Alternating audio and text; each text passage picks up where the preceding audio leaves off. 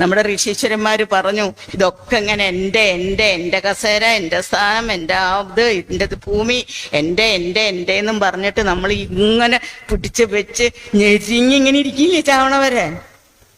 ഇതൊന്നും എൻ്റേതല്ല. ഞാനിതെല്ലാം എന്തിലേക്ക് ഇട്ടു? എൻ്റെ ഉള്ളിലെരിയുന്ന ബ്രഹ്മാഗ്നിയിലേക്ക് സമർപ്പിച്ചു. വിഷയമോഹങ്ങളെയും സമർപ്പിച്ചു. ഒടുവിൽ ഞാൻ എന്ത് ചെയ്തു? ദ്രവ്യങ്ങളായിട്ട് സമർപ്പിച്ചത് എൻ്റെ വിഷയമോഹങ്ങള്, എൻ്റെ സന്താനങ്ങള്, എൻ്റെ സമ്പത്ത്, എൻ്റെ ബാങ്കിൽ കിടക്കണ പടം, എൻ്റെ സ്വർണങ്ങള്, എൻ്റെ സകലതും ഇതം നമമ എന്ന് പറഞ്ഞ് ഞാനിട്ടു.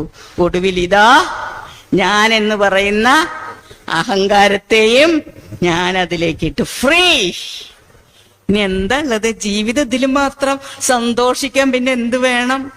ഈ ഞാൻ എന്ന് പറയുന്നത് ആരാ? ഗുരു ഭംഗിയായിട്ട്